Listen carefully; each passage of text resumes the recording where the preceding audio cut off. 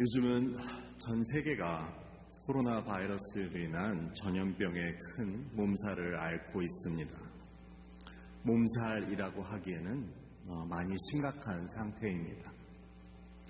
그 중에서도 특히 우리의 관심이 집중되는 것은 우리의 조국 한국이고 또 특별히 한국 교회가 겪는 그 어려움에 우리는 가슴이 아픕니다. 많은 사람들이 이야기하기를 교회가 문을 닫고 성당이 미사를 못 드리게 되는 일은 전쟁 이후로 처음이라고 합니다. 이번 일이 그렇게 여파가 큰 만큼 또한 이번 일에 대한 반응도 제각기임을 우리는 알게 됩니다. 이번 전염병은 중국의 우한 지역에서부터 시작되었다고 합니다. 그래서 어떤 분들은 이번 전염병이 중국의 기독교 박해에 대한 하나님의 심판이라고 하시는 이야기를 들었습니다. 또 한국에서 이번 일과 관련하여 신천지라는 이단이 다시 한번 주목과 지탄을 받게 되었습니다.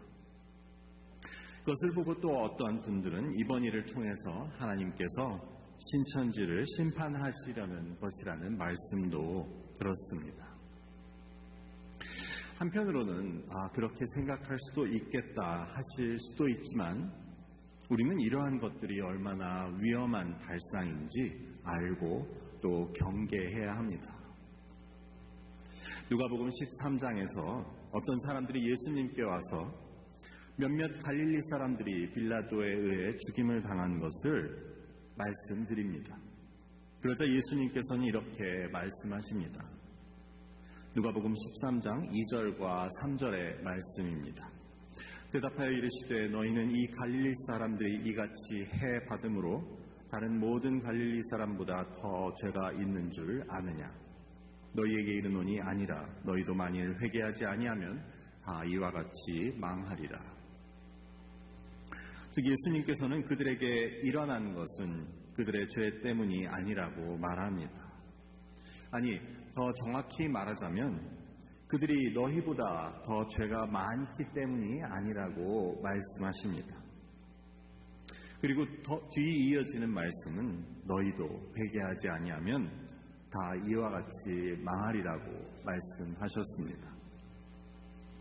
즉 예수님께서는 그 일이 왜 일어났는지보다는 그 사건과 그 사고를 대하는 우리들의 반응과 태도에 대해서 말씀하십니다.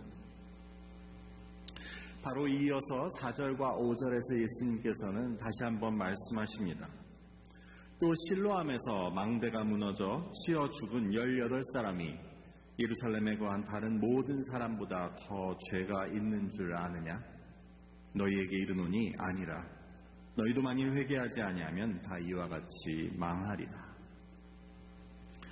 당시 실로암에 있는 망대가 무너지는 사고가 생겨서 18사람이 죽은 일이 있었다는 것을 우리는 이 말씀을 통해 알게 됩니다. 그런데 그 사고에 대한 사람들의 반응은 어땠습니까? 저 사람들이 무슨 죄를 지어 저런 벌을 받았는가 하는 것이었습니다. 그리고 그렇게 생각하는 그 사람들에게 예수님께서는 이렇게 말씀하십니다. 그 죽은 사람들이 예루살렘에 있는 다른 모든 사람보다 더 죄가 있는 줄 아느냐? 너희도 회개하지 않으면 다 이와 같이 망하리라. 즉, 그 사건에 대한 우리의 반응은 그들의 죄와 심판을 논하는 것이 아니라 이를 통해 나 자신이 하나님 앞에 회개하는 것이 되어야 한다고 예수님은 말씀하십니다. 만일 하나님이 행한 대로 바로 갚으시는 하나님이시라면 우리 중 누구라고 당장 그 심판을 면할 수 있겠습니까? 나의 의로움 때문이 아니고 오래 참으시고 기다리시며 자비가 많으신 하나님이시기 때문에 우리가 오늘도 은혜 가운데 살아가고 있으며 근데 그것을 잊고 다른 사람의 죄와 심판을 논한다면 하나님께서는 우리를 어떻게 보시겠습니까? 그런 우리를 향한 하나님의 생각이 바로 예수님의 이러한 말씀입니다. 너희도 회개하지 아니하면 다 이와 같이 망하리라. 우리는 세상 가운데 살며 많은 사건과 사고, 또 우리가 이해하지 못하는 일들을 겪으며 다른 사람들에 대해서 이렇고 저렇고 이야기할 이유가 없습니다. 아니, 하나님 앞에서는 우리가 이렇고 저렇고 이야기할, 논할 자격이 없습니다. 욥기 42장 3절에서 욥이 하나님께 고백하고 회개하는 말씀을 함께 들어보겠습니다.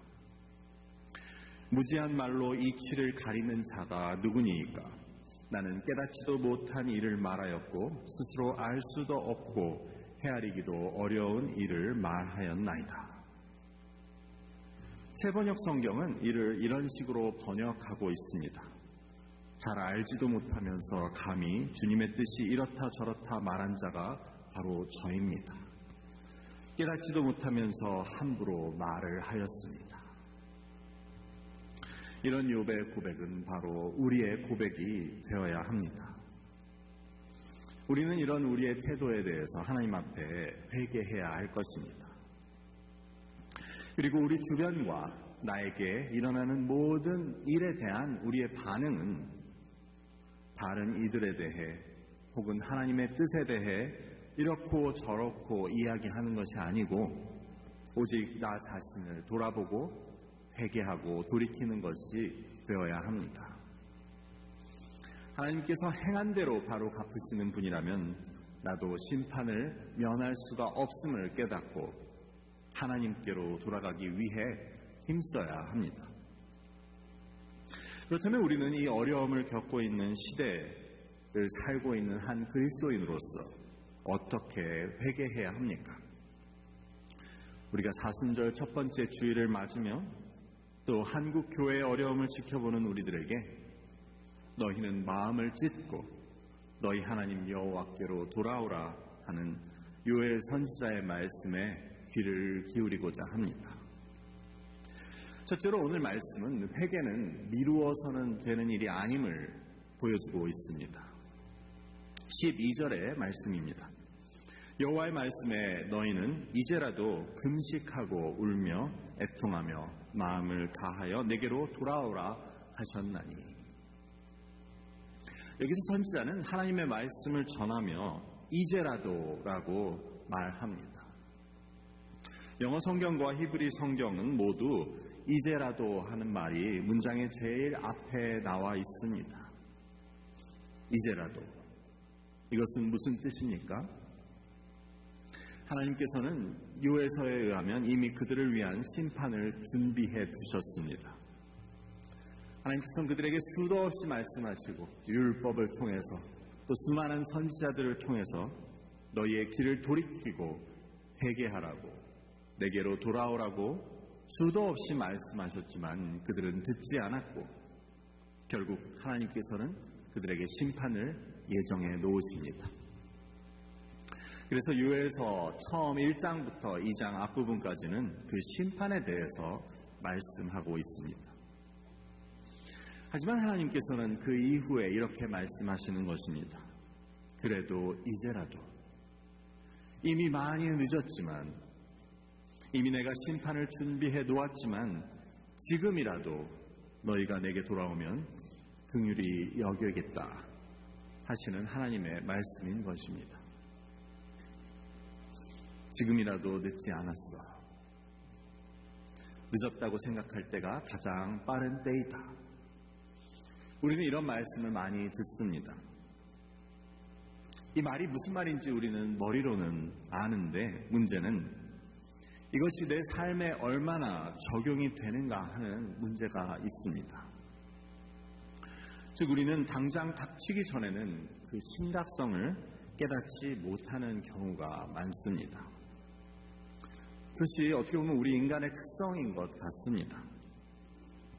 당장 눈앞에 닥치지 않았어도 미리 깨닫고 행동해야 한다는 것을 알고는 있는데 우리는 대부분 당장 눈앞에 닥쳐야 행동하려고 합니다. 성경에 나오는 노아의 때도 그러한 우리의 모습을 보여줍니다. 예수님께서는 마지막 날에 대해서 가르치시며 이렇게 말씀하십니다.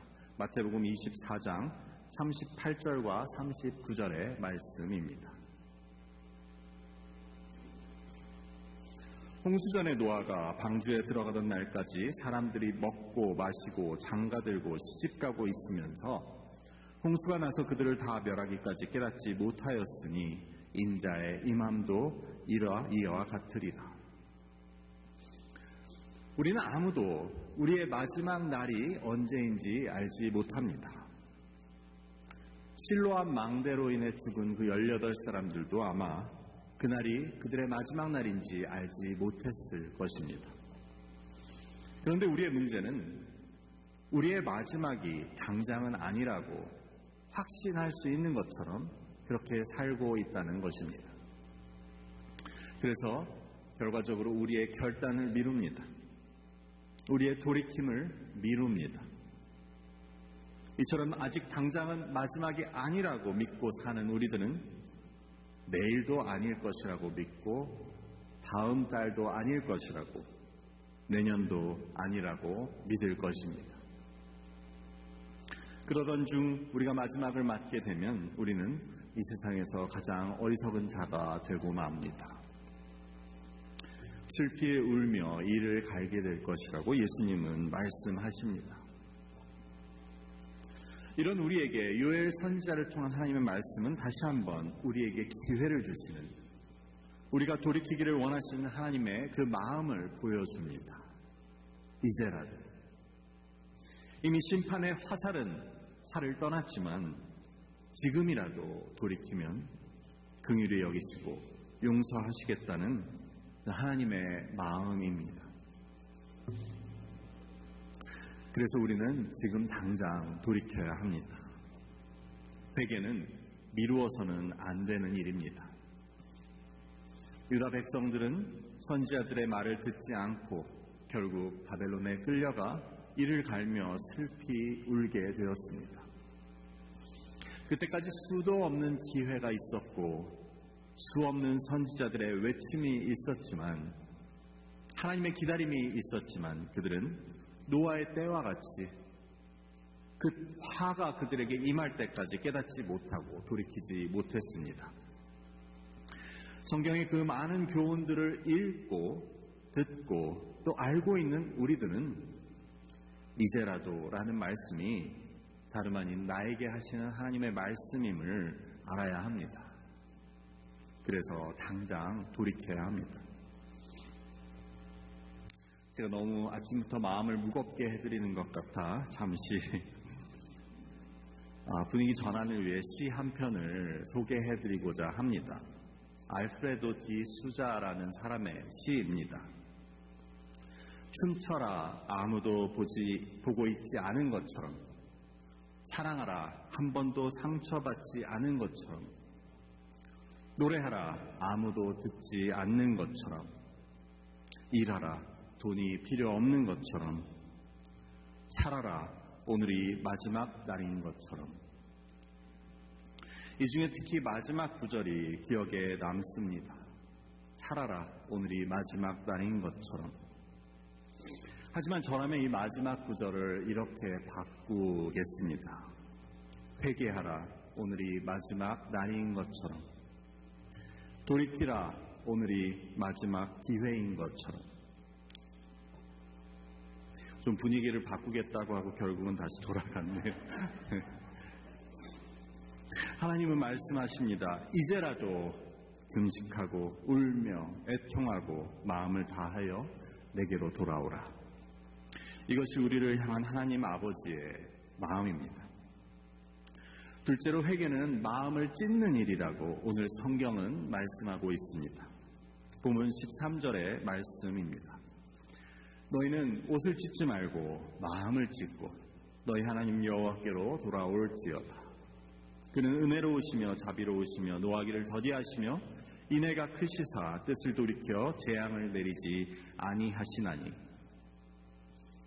당시 이스라엘의 관습에 의하면 또 지역의 다른 문화들도 마찬가지였지만 슬퍼하고 또한 회개하는 경우에는 자신이 입은 채색 옷을 찢고 베옷을 입고 죄를 뒤집어 쓰는 관습이 있었습니다. 야곱의 경우도 요셉이 죽은 줄 알고 자신의 옷을 찢고 베옷을 입고 애통하였으며 구약의 다른 많은 인물들, 욥도, 여호수아도, 다말도, 히스기야 왕도, 모르드게도 옷을 찢고 죄를 뒤집어 썼던 일이 성경에 기록되어 있습니다. 그렇다면 옷을 찢는 것은 무엇을 뜻합니까? 옷을 찢고 베옷을 입는 것은 무엇을 상징합니까? 그것은 바로 죽음을 상징합니다. 내가 죽을 자라는 것을 슬픔으로 인해 혹은 나의 죄로 인해 내가 죽을 사람이라는 것을 인정하는 행위입니다. 죄를 뒤집어 쓰는 것도 마찬가지입니다. 이것도 죽음을 상징합니다.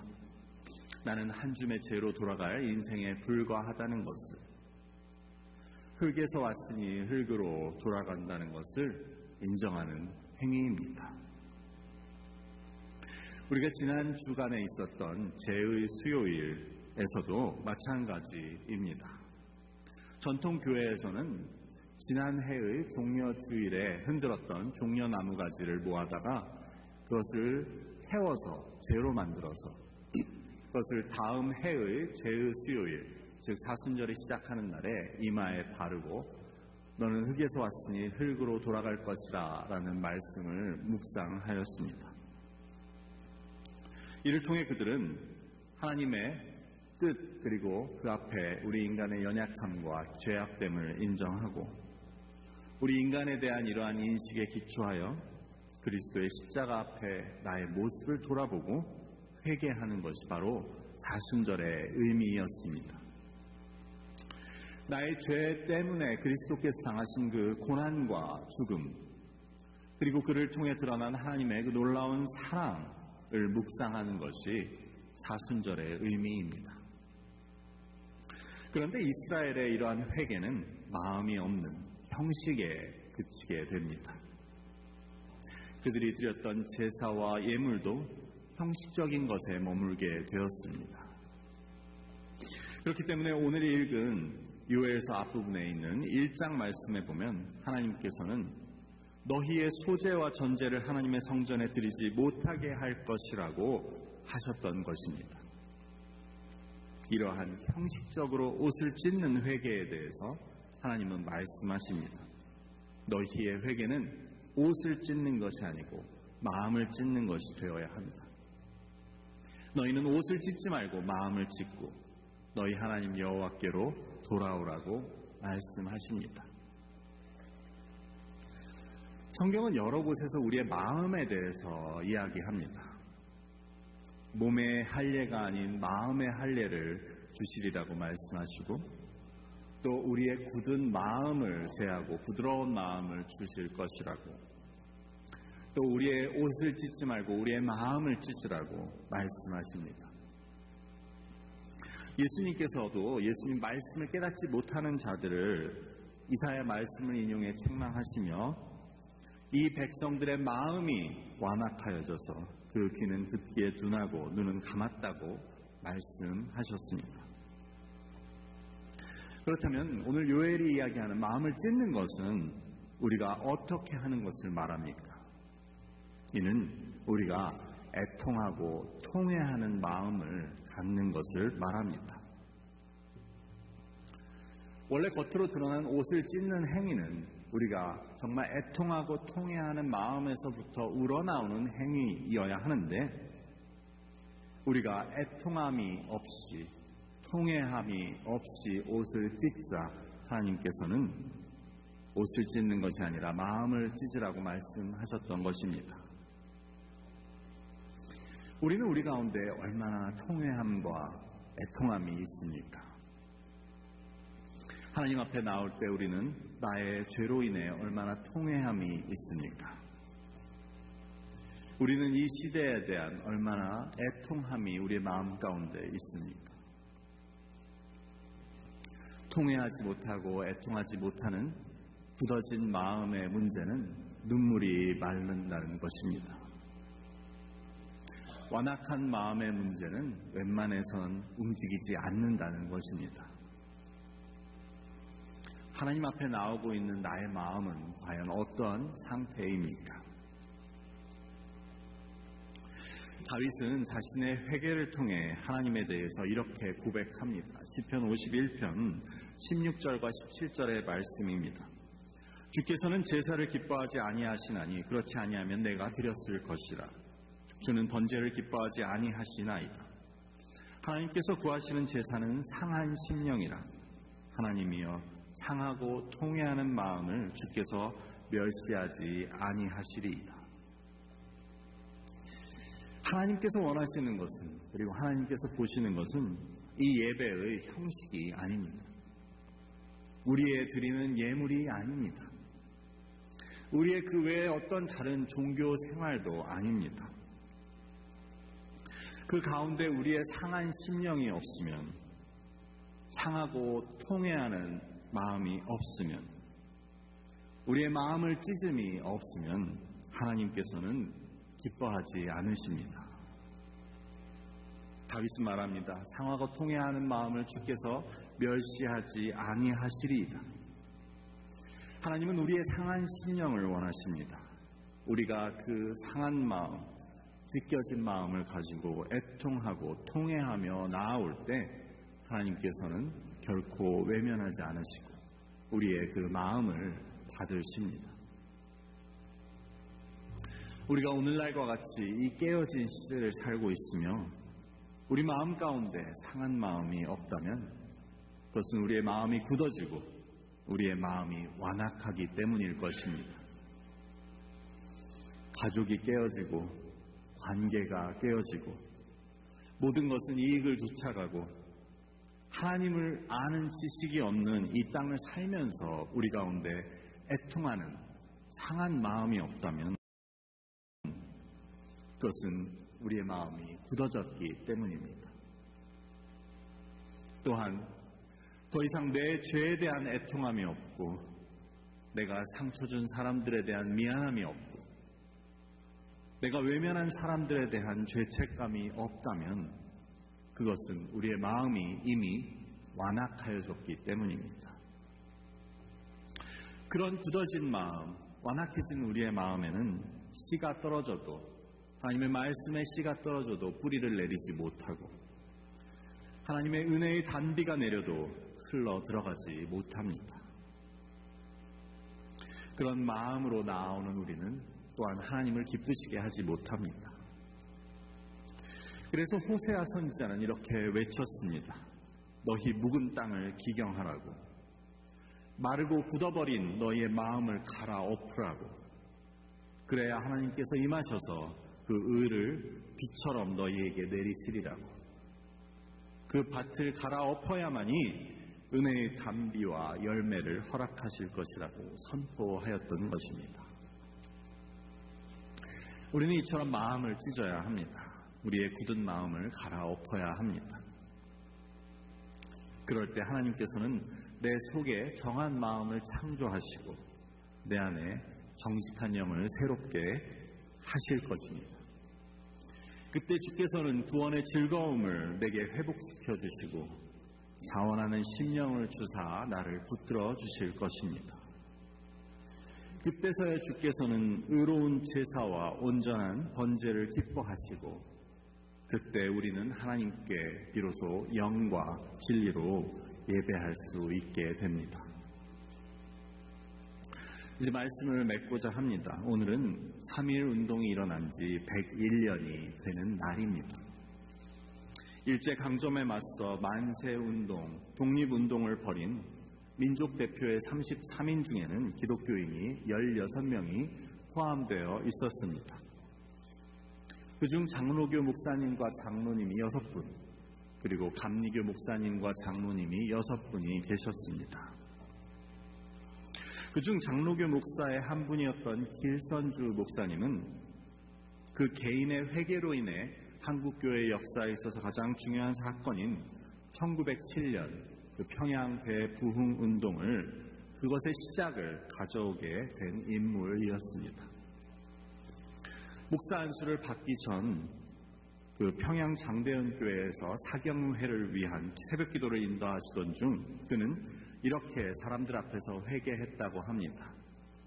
나는 아간과 같은 자입니다. 나 때문에 하나님께서는 우리에게 복을 주실 수 없습니다. 약 1년 전에 친구가 임종 씨의 나를 자기 집으로 불러 말하기를, 길장로, 나는 이제 세상을 떠나니 내 집 살림을 돌보아 주시오라고 부탁했습니다. 나는 염려하지 말라고 했습니다. 그러나 그 재산을 관리하며 미화 $100 상당을 저는 훔쳤습니다. 내가 하나님의 일을 방해한 것입니다. 내일 아침에는 그 돈을 죽은 친구의 부인에게 돌려드리겠습니다.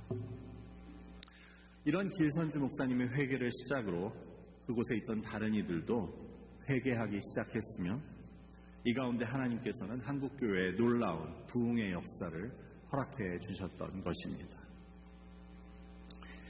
우리가 살 수 있는 길은 회개뿐입니다. 우리 민족의 고통을 아파한다면 우리는 남을 탓하지 말고 스스로 마음을 찢고 돌이켜야 합니다. 알지 못하고 깨닫지 못하는 말로 하나님의 뜻을 굽게 하고 사람들을 미혹해서는 안 됩니다. 오직 나 자신을 돌아보고 회개하고 마음을 찢고 굳어있는 마음을 갈아엎고 하나님께 돌아가는 것이 하나님이 기뻐하시는 일입니다. 그런 우리의 회개를 통해서 하나님께서는 전염병으로 고통받고 있는 이 땅 가운데, 그리고 한국교회 가운데 치료와 회복을, 그리고 부흥을 허락하실 것입니다. 이 사순절 기간을 통해 굳어버린 나의 마음에 대해 애통함을 갖고 나에게도 부드러운 마음, 상한 마음을 허락해달라고 간절히 구하시는 이 절기가 되시기를 바랍니다. 천년을 살 것 같이 사는 어리석은 삶이 아니고 오늘이 마지막인 것처럼 회개하고 하나님께로 돌이키는 지혜로운 저와 여러분이 되시기를 주님의 이름으로 축원합니다.